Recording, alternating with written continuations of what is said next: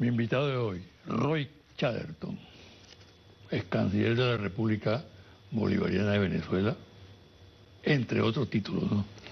Bueno, bienvenido, Roy. Buenos días, José Vicente. Mira,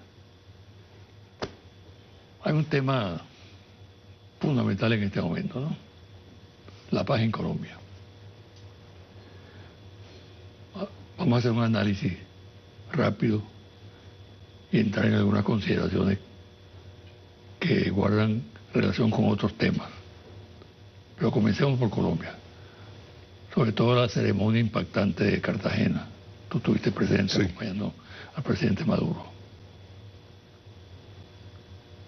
Tu versión. Mi versión, remontándome un poco dentro de la historia, porque esto viene de muy atrás, es que esto que ha ocurrido ha sido una victoria de Bolívar y Gaitán sobre la barbarie. Y por supuesto hay que agregar entre los grandes responsables de esto el presidente Santos, que se ha comportado como un estadista de derecha, pero estadista, y por supuesto el presidente Chávez, porque fue un factor decisivo en convencer a la FARC de que el tiempo no era para la lucha armada, sino para confiar en los pueblos.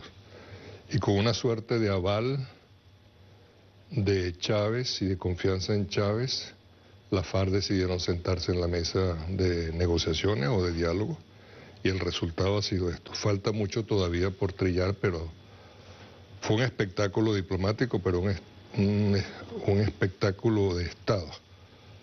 Muchos años. Colombia no ha conocido nunca la paz. Eso que tú dices no levanta roncha en algún sector de Colombia. No tengo necesidad de decirle, las ronchas ya están levantadas, pero hay que reconocerle que es lo que estoy haciendo.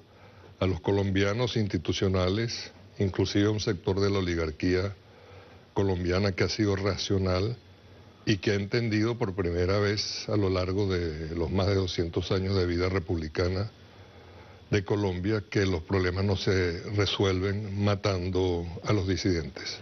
¿Y los no institucionales? Los no institucionales, es decir, los insurgentes, también han entendido que hay que ir al pueblo, que hay que confiar en el pueblo, que fue la gran sabiduría de Chávez, y es por eso precisamente que las ideas progresistas y las instituciones y las elecciones de líderes progresistas se extendieron, se esparcieron por toda América del Sur y parte de la América Central. ¿Qué observaste tú como testigo de excepción en ese evento de Cartagena? Era una fiesta llena de ilusiones, posiblemente un poco de inseguridad en alguna gente por la historia de Colombia, que ha habido una historia de inconsecuencia, de deslealtades a lo largo de muchos acuerdos, de muchas iniciativas de paz que fracasaron en el pasado, pero esta vez parece que... Cita uno. Bueno, el más fácil de recordar es la Unión Patriótica. Esto significa el exterminio de toda la dirigencia, quiero decir, de la Unión Patriótica, quiero decir, de dos candidatos presidenciales, Pardo y Jaramillo, de un líder como fue Pizarro, de alcaldes, de gobernadores, de dirigentes sindicales, de magistrados, todos vinculados de alguna manera o a la Unión Patriótica o a posiciones progresistas. Pero más allá de eso, hay una disputa entre historiadores de Colombia sobre el número de guerras civiles que sufrió Colombia después del fracaso de la Gran Colombia. Entonces algunos dicen que entre 1830 y 1888 hubo 52 guerras civiles. Y aún es como demasiado para contar. Y hay otros que dicen que solamente 32 guerras civiles. Y después del 88 vino la guerra de los 1000 días, 70.000 muertos. Hubo en el año 36 otra suerte de guerra civil por algunas disputas entre liberales y conservadores. Después de Gaitán vino la época llamada la violencia, entre 1948 y creo que el 55 aproximadamente, 70.000 muertos. no, perdón, 200.000 muertos, 70.000 muertos fue la guerra de los 1000 días entre finales del siglo XIX y comienzos del XX. Y luego, a partir de 1964, la FARC, 200 y pico mil muertos. Eso no es cualquier cosa, como diría la presidenta Kirchner. Yo le escuché al presidente Gaviria, cuando aquellas mesas de paz aquí en Venezuela que él coordinaba, que él se sorprendía de que el colombiano se mataba con mucha facilidad, a diferencia del venezolano, que la violencia estaba en el lenguaje. ¿A qué atribuyes tú eso? Hay algo de eso. No quiero ser muy duro, pero yo lo atribuyo a Santander. Es como una herencia. El Libertador perdonó a Santander y Santander, después de la muerte del Libertador, regresó de su exilio, creo que estaba en Inglaterra, y de las primeras cosas que hizo fue fusilar a Leonardo Infante, uno de los héroes de la independencia de Colombia, de la gran Colombia y de Venezuela. Y a pesar de que Santander es la figura que nos quieren poner como ejemplo de la racionalidad y de la legalidad, pero no es así, es un espíritu de violencia y que se ha transmitido generación tras generación, porque no deberían haber razones para que los colombianos se maten y nosotros no nos matemos. Y en este sentido sería bueno recordar un comentario que hizo el expresidente Samper delante del secretario de Estado del Vaticano mientras veníamos en el avión el martes pasado, hablando un poco del realismo venezolano en contraposición al realismo colombiano. Decía: en Venezuela lo único real es lo que ya ha pasado. Y lo decía en términos elogiosos de Venezuela. Y en eso que dice tú, José Vicente, muchas veces nos quedamos en la palabra, en el insulto, pero a través de eso desahogamos. Y debemos tener mucho cuidado de que no importemos malas costumbres que ya algunas se han filtrado en nuestro país. Se firmó la paz, pero los enemigos siguen trabajando y actuando. Sí, como siempre. Pero no sé, yo tengo una gran esperanza. Porque además hay algo que no aparece en los análisis. Para mí, el momento más importante, el decisivo de estos diálogos de paz, fue la participación de las víctimas. Esto es novedoso en materia de diálogos o de negociaciones internacionales. Pero ¿qué pasa? ¿Cuál fue el espectáculo? Lo voy a decir en lo más breve posible porque se puede explicar de una manera más amplia. Pero en La Habana colocaban a las víctimas del Estado y a las víctimas de la FARC una junto a otra. Y en la evolución de las conversaciones y de los testimonios, lo primero que nos dimos cuenta es que primero se saludaban. Luego, más adelante, descubrimos que estaban de acuerdo con la paz. Pero ellos lograron algo mayor que la paz también, y eso lo vimos en las víctimas del Estado y en las víctimas de la FARC. En medio de todos los horrores inmensos que contaban de la guerra, ellos estaban dispuestos al perdón. Entonces yo me decía, y en una de esas informes que envié a Caracas le comenté, ¿cómo va a regresar o van a regresar la FARC y los representantes del gobierno a Colombia a decir que no se pudieron poner de acuerdo allí donde las víctimas sí se pusieron de acuerdo? Y yo creo que ese fue el punto definitivo que enrumbó hacia la paz las negociaciones tan difíciles que se dieron en La Habana. El papel de Cuba. Extraordinario. No tomaron partido por nadie. Los cubanos son gente muy seria y muy respetable. Y ellos entendieron su papel histórico era garantizar seguridad, tranquilidad y confiabilidad. Y todo eso lo lograron tanto de parte de la FARC, que se suponía obvio, y también de parte del gobierno. Pero esa también fue nuestra posición como acompañante, y supongo que la de los chilenos también, de no exagerar nuestro papel y de superar la tentación de inclinarnos a uno u otro lado, porque era muy importante que ambas partes tuviesen confianza en los acompañantes y en los garantes. Garantes, Cuba-Noruega, acompañantes, Chile y Venezuela. ¿Por qué crees tú que se venció el prejuicio que había en relación con el presidente Santos? Es que no era un prejuicio, era un posjuicio. Santos es un hombre venido de la extrema derecha que en algunas ocasiones fue muy agresivo contra nosotros. Es un hombre formado en una cultura internacional que no tomaba en cuenta a Venezuela, pero yo creo que a partir del momento en que asumió la jefatura del Estado, él decidió ser hombre de Estado y se las arregló con Chávez en Santa Marta, se restituyeron las relaciones y comenzó con Chávez y después con el presidente Maduro una política de transparencia, inclusive de dureza en las conversaciones, pero sin tocar la responsabilidad que ambos tenían con la paz en Colombia. Es decir, los problemas de la frontera, bueno, había problemas en la frontera, nos decíamos cosas muy duras unos u otros, los problemas de la inseguridad, la penetración de los paramilitares en Venezuela, pero eso no tocaba los diálogos de paz. Entonces el compromiso fue total, de Santos, de los cubanos, de nosotros, y por eso ayudamos, y de la oligarquía. Hay una oligarquía racional e iluminada en Colombia que hay que considerar. La contrafigura de Uribe, o la contrafigura de Santos que es Uribe. El caso de Uribe es muy extraño porque Uribe tomó muchas iniciativas de paz.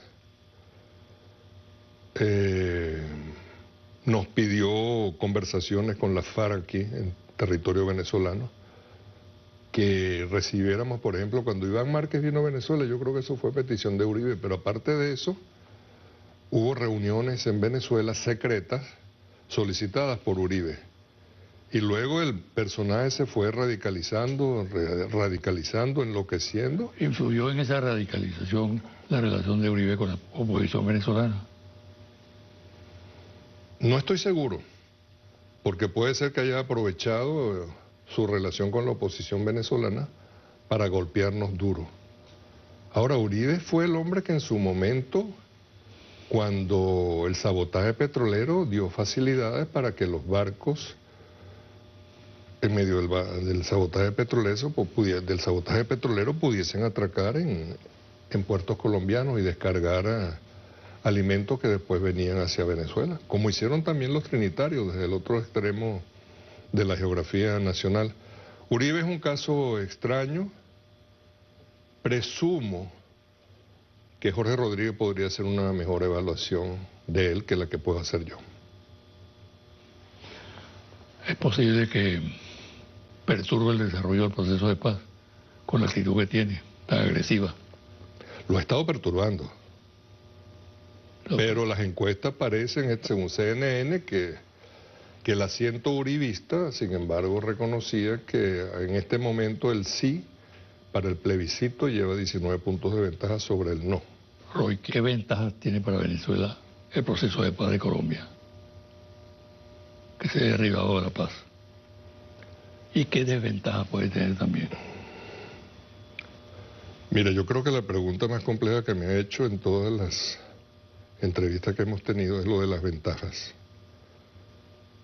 Y la otra, la desventaja, puede tener desventajas, pero yo diría que en función de Estado y en función de una sabia relación entre los dos países podemos sacarle provecho a la situación nueva que se va a desarrollar en Colombia. Debemos mejorar las relaciones diplomáticas, por supuesto, las relaciones bilaterales, toda la cooperación. Pero yo alertaría a los manganzones empresarios afiliados a Fedecámara. Recuerda que Fedecámara le dio una presidencia por 47 horas a Venezuela.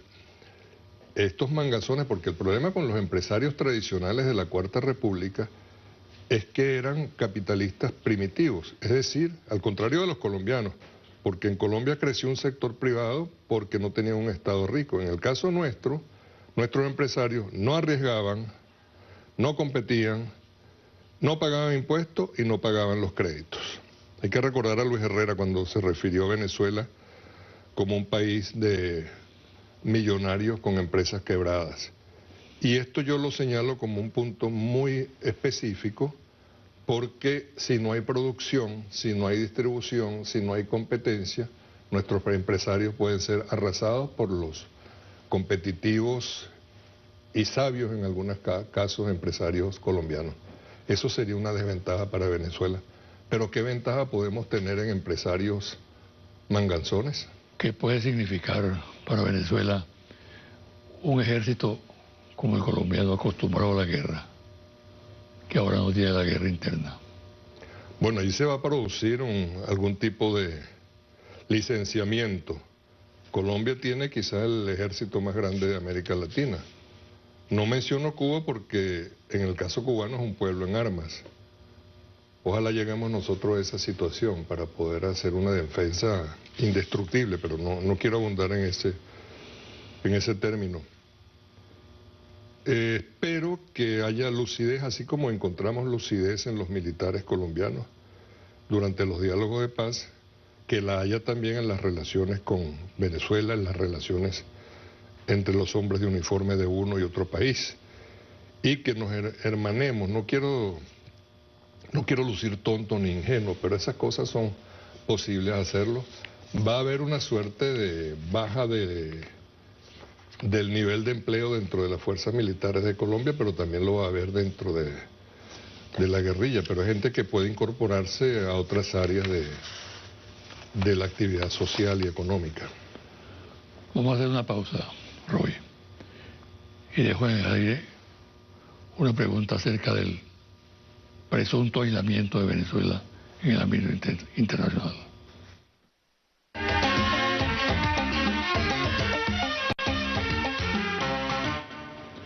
¿Está aislada Venezuela?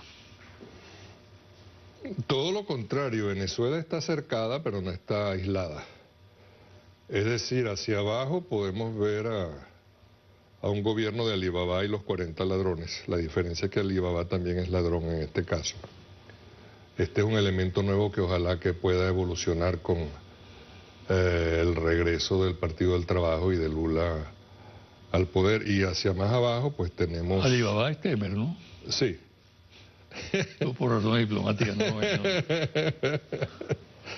Hacia abajo tenemos unos fascistas con una tradición de contrabando como son la ultraderecha paraguaya.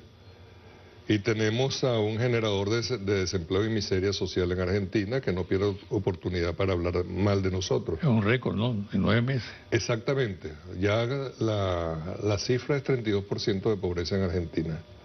Eso agravado a partir del momento en que este señor llega al poder. Al frente tenemos a la OTAN, no olvidemos eso. Recordemos que la OTAN opera mucho más allá del Atlántico Norte y que no tendría problemas en operar en áreas muy distantes. Y digo al frente porque ahí está el Reino de los Países Bajos, a veces Aruba, Bonaire, Curazao.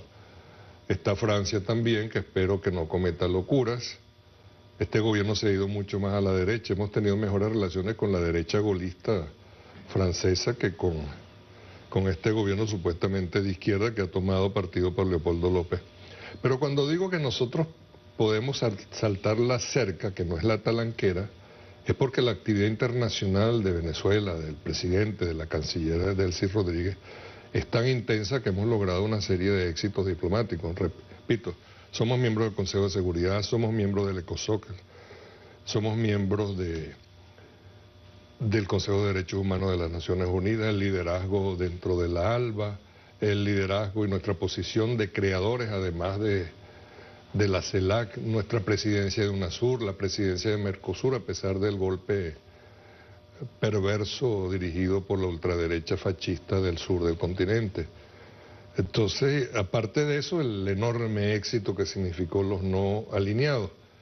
Eso dejó asombrados a los mismos no alineados porque se encontraron, por un lado, la discusión, la negociación y el manejo de las políticas y de los temas más delicados de la política internacional que afecta a sus diferentes miembros con diferentes intereses, pero también un grado de organización impecabilidad, creo que es la palabra que podría decirse, y lo digo yo que soy maniático y tengo experiencia en organización de eventos, inclusive una diplomática de un país que se nos ha vuelto algo hostil. Sin embargo, dijo, qué maravilla, primera vez en mi experiencia diplomática, que en el caso de ella era larga, los documentos están a tiempo y la lista de invitados, porque uno siempre se queda pendiente en todas estas cosas de lo que se produjo que no se le entrega a uno cuando uno se va, en este caso no. Entonces hay que felicitar a los diplomáticos venezolanos, a nuestros militares, a nuestros expertos en hotelería, en cocina, bueno, por cualquier parte, en seguridad por supuesto, que se vea. Fue un evento impecable del cual fueron testigos y beneficiarios la mayoría, las dos representantes de 2/3 partes de los países del mundo. La reunión del presidente con Ban Ki-moon, ¿se tomó la idea de un buen oficiante? No tengo detalles sobre eso y esta es una respuesta honesta. No tuve oportunidad de estar presente en esa reunión. Prefiero no aventurar opiniones. La entrevista a Maduro-Kerry. El balance, y el mismo presidente lo hizo, fue bastante bueno. Kerry es un caballero. Allí lo que pasa es que es un caballero del imperio. Y el imperio pasa por encima de sus caballeros, de sus damas, aunque a veces las damas pueden ser perversas también, pero esa es otra parte de la historia. Pero se llevó en un buen tono y nos da, yo diría que hasta confianza en que podamos avanzar en esas relaciones, porque no podemos seguir dando tumbos. Nosotros hemos dado una serie de demostraciones de una voluntad que no ha sido bien atendida por los Estados Unidos, y además cuando utilizamos un lenguaje muy duro contra el imperio, que lo hacemos con frecuencia, incluyéndome a mí mismo, es en respuesta a agresiones verbales o a agresiones institucionales o mediáticas o corporativas de los propios representantes del imperio. En los 5 meses que le faltan a Obama en la Casa Blanca, o que le quedan a Obama en la Casa Blanca, puede haber cambio. No sé, los presidentes de los Estados Unidos siempre dejan algo en los últimos meses, pero yo lo que tengo en mi memoria, porque lo he estudiado muchas veces y porque no lo viví en el momento, no me di cuenta, era demasiado joven, es el legado de denuncia que dejó el presidente Eisenhower. Recuerdo para el público, especialmente el público no mayor, no muy mayor, que Eisenhower fue el líder militar de la alianza antinazi desde el lado occidental, no hablemos de la Unión Soviética, que es otro caso. Fue líder del Partido Republicano, presidente de los Estados Unidos durante 8 años, y 2 días de entregarle la presidencia a John Kennedy, él hizo algo que es asombroso. No presentó un balance de su obra de gobernante, sino se fue en concreto a denunciar lo que se ha llamado desde entonces el complejo militar industrial de los Estados Unidos, como una forma de corrupción al más alto nivel y al más alto volumen de poder dentro de los Estados Unidos, que eso quería decir la alianza creciente, una alianza maligna entre el sector industrial de los Estados Unidos y la jefatura militar de los Estados Unidos, de manera que eso fue, como se ha comprobado, un factor generador de guerra, porque la guerra es negocio. Vendes armamento y vendes botas y uniformes y McDonald's y cuantas cosas sean para tus soldados en los frentes de batalla en diversas partes del mundo, y una vez que destruyes un país, entonces vendes tractores, cementos, equipos médicos, etcétera, etcétera, para recuperar un país destruido por ellos mismos. Eso lo anticipó él, y anticipó algo también muy grave, que era la creciente toma de los centros académicos y de investigación de los Estados Unidos por parte del complejo militar industrial, y eso es lo que ha ocurrido. ¿Será capaz Obama de repetir eso? No creo, no sé, se me hace difícil. Él no es un legado bueno precisamente, pero se me hace difícil que eso pueda ocurrir ya a final del periodo. Sería un factor de distracción muy grande. Las presiones sobre Venezuela en este momento pueden afectar el funcionamiento institucional del país. Bueno, sí nos afectan. La situación que estamos viviendo tiene que ver con las presiones. Lo que pasa es que hay tres elementos, yo lo he dicho. Por un lado el imperio está haciendo peso para desestabilizarnos. No haciendo pesos, haciendo peso para la desestabilización. Luego el sector radical de la oposición y el sector manganzón de la empresa privada, que está contribuyendo con esta avanzada golpista que significa la desestabilización, y por supuesto los errores que incompetentes o corruptos infiltrados dentro de nuestro gobierno han podido hacer para juntarse a los otros dos elementos y hacernos daño. Pero estamos en un proceso de rectificación, y una trabajadora hace poco me lo decía, yo creo que con sabiduría: estamos viendo la luz al final del túnel, estamos comenzando a recuperarnos. Entonces eso quiere decir que todos esos esfuerzos, todas esas presiones en contra de nuestras instituciones, de nuestra democracia, en contra del presidente Maduro, van en vías de fracasar una vez más. Tenemos 17 años de resistencia y ya la musculatura, como no nos ahogamos, la musculatura está endurecida y flexible al mismo tiempo. El respeto a las instituciones es básico en un sistema democrático, en un Estado de Derecho. Corre una onda destinada a desacreditar las instituciones en el país y a quienes las encarnan. Ataques feroces contra la Presidencia de la República, contra el Tribunal Supremo, contra el Consejo Nacional Electoral, contra el Ministerio Público, etcétera, etcétera. A esto se suma que personajes que uno no alcanza a entender por qué proceden de esa manera, actúan en esa dirección. El cardenal Oroza declaró que el Consejo Nacional Electoral está jugando con fuego cuando hace un pronunciamiento apegado a la Constitución con respecto al revocatorio. Esa manera de tratar a las instituciones, ¿qué resultado, qué consecuencias puede tener para el país? El día que al cardenal Oroza se le presente la oportunidad de rendir cuentas, no creo que se encuentre con arpas y nubes, sino con el fuego al cual él está haciendo mención. Pero también están haciendo juego con fuego algunos países. Apareció un comunicado contra el Consejo Nacional Electoral. Imagínense cuál irrespeto. Los cancilleres de Brasil, de Argentina, de Paraguay, de Chile, mucho ojo con la vieja izquierda chilena, ahora pusilánime y convertida en neoliberal, y México, más de 60 periodistas asesinados, a punto de superar a la dictadura argentina en el número de desaparecidos, el país más violento de América Latina, empeñado dentro de la OEA y ahora con su canciller al frente, entrometiéndose en contra de la historia de México en los asuntos internos de Venezuela. ¿Y qué tal si nosotros nos dedicamos a denunciar las cosas que pasan en México, o que pasan en Argentina, o que pasan en Brasil?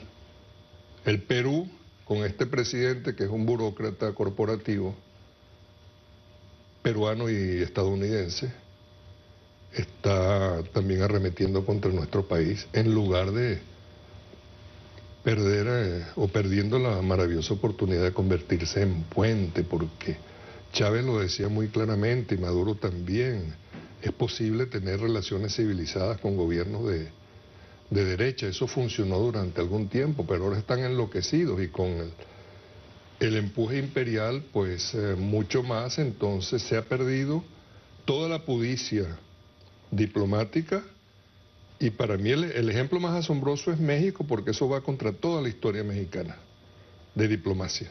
¿Qué significa eso realmente, Roy? Porque es sorprendente, insólito.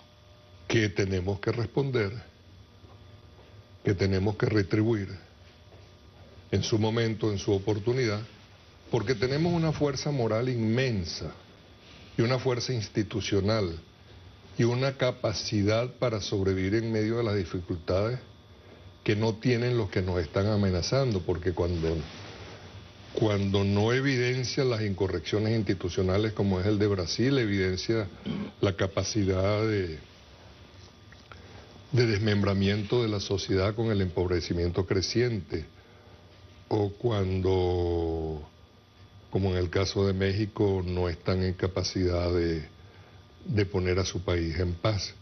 Nosotros estamos en muchas mejores condiciones que ellos y aguantamos debates. Lo que pasa es que estamos enfrentados también a la dictadura mediática. Y la dictadura mediática no solo agrede y ataca, sino que difama, que es lo peor. Entonces, ese es un factor que tenemos que tomar en cuenta permanentemente, pero creo que tenemos que mejorar nuestro trabajo en relación con los medios de comunicación social. Por ejemplo, salvo Dios dado, del lado nuestro y del lado del PSUV, parece que alguna gente, algunos comunicadores no se han dado cuenta de la derrota que infligimos a España en el Consejo de Derechos Humanos. España salió raspada en materia de derechos humanos, Venezuela salió aprobada. Entonces, eso es como una noticia de primera plana en todos los medios a los cuales tengamos nosotros acceso, donde podamos influir, en casa y fuera de casa. Me gusta, Roy, medir la capacidad de optimismo o de pesimismo de mis invitados. ¿Cuál es tu capacidad de optimismo? Racionalmente optimista. O sea, no creo que sea un optimismo loco. Me baso en la historia del país, me baso en lo que yo creo que es el conocimiento de mis conciudadanos, me baso también en la enorme incapacidad de los factores que atentan contra la estabilidad democrática de las instituciones de Venezuela. Son 17 años que llevan derrotados, sin contar con la primera derrota.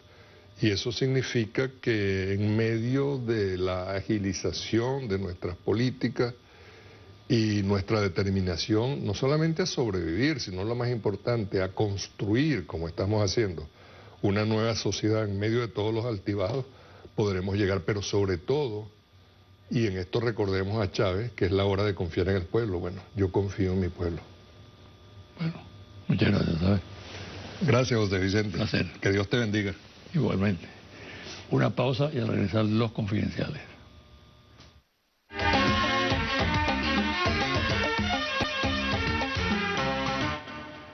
Y ahora los confidenciales.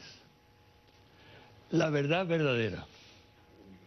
El Comité de Derechos Humanos de la ONU acaba de dictaminar algo que por supuesto silencian los medios de comunicación en el exterior y dentro del país. Que Venezuela fue aprobada en el organismo que hace seguimiento permanente al tema de los derechos humanos, mientras que España fue desaprobada por la comprobada violación de estos derechos. Por ejemplo, racismo policial, desigualdad de género, violencia machista, trato de personas, ley mordaza, estigmatización de discapacitados, centros de intervención de extranjeros, torturas, y ese es el gobierno español del señor Rajoy que cuestiona a diario a Venezuela porque aquí se violan los derechos humanos según él. Aumentan las críticas y cuestionamientos a los integrantes de la cúpula de la MUD por la manera como manejaron el tema del revocatorio. Internamente se considera que se actuó con una estrategia equivocada.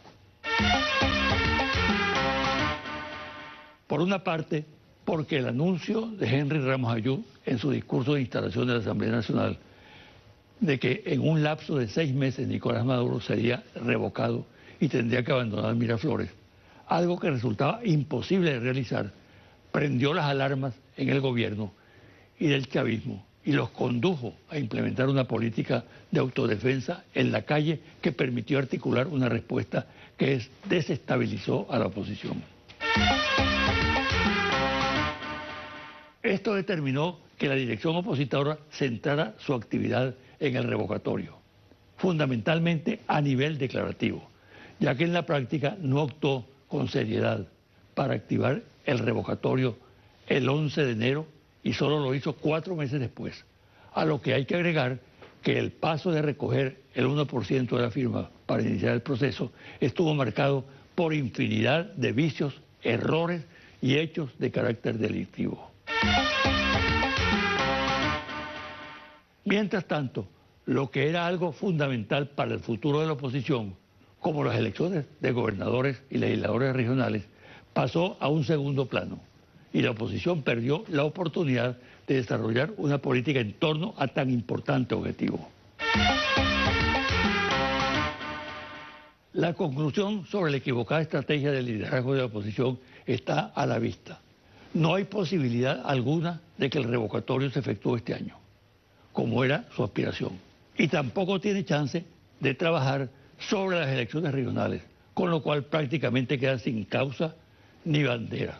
Esta situación conduce a la temeraria decisión de la dirección de la MUD a tomar la calle y a presionar a fondo a las instituciones, que es la posición de los radicales que también contempla un llamado a la paralización del país, es decir, el formato de siempre basado en la violencia. Esta situación la percibe con crudeza la masa opositora, completamente desorientada, desmoralizada, con gran reserva hacia los dirigentes y con el poder de convocatoria severamente diezmado. El vicealmirante retirado Jesús Briceño García, excomandante de la Armada durante la Cuarta República, radical opositor al gobierno de Chávez y ahora al de Maduro, participó en el golpe del 11 de abril de 2002 y fue designado por Pedro Carmona ministro de la Secretaría del efímero gobierno. García lidera actualmente un grupo de oficiales retirados y activos junto con el exministro de Defensa en el gobierno de Chávez, general Raúl Salazar, y Enrique Aristilleta Granco. Impulsan un grupo llamado la Nueva Junta Patriótica, que plantea una nueva constituyente para crear la Sexta República, luego de una salida violenta. Confidencial al cierre. Interlace Sexta Petare al 15 de septiembre 2016. Número 1. Un intenso operativo desplegado por la Policía Nacional Bolivariana y la Guardia Nacional redujo la presencia de bachaqueros y por tanto la cantidad de productos que se comercializan ilegalmente en la región de Petare. Número 2. Ante la presencia de las autoridades, los bachaqueros cambian su manera de operar. Ahora ocultan los productos en bolsas negras y en pequeños bolsos, o simplemente los ofrecen sin mostrarlos a los transeúntes. Número 3. Sin embargo, al 15 de septiembre pasado, la Sexta Petare de Interlace sigue en ascenso y se ubica en 143.945 bolívares. Sube 2.139 bolívares o 1.5% con respecto a la anterior medición del 30 de agosto. Número 4. Hoy el precio de la Sexta Petare de Interlace se ubica 14 veces por encima de lo que costaría la misma cantidad de productos a precios regulados. En algunos casos, los precios ilegales superan más de 230 veces el precio justo de venta al público. Y 6 de los 7 productos más caros son alimentos. Número 5. Debido al operativo policial que obligó a los bachaqueros a replegarse, solo se encontraron 28 productos de los 42 que se evalúan, lo que representa un nivel de abastecimiento de 66,6% para el 30 de agosto. Y de las 60 presentaciones contempladas, solo se encontraron 31, poco más del 50%. Número 6. La Sexta Petare es el indicador quincenal de Interlace que monitorea abastecimiento y variaciones de precios de 42 productos regulados, entre canasta básica y artículos de higiene personal vendidos por los bachaqueros en Petare. Hasta aquí el programa de hoy. Me despido hasta el próximo domingo a las 9 de la mañana por este su canal Televen.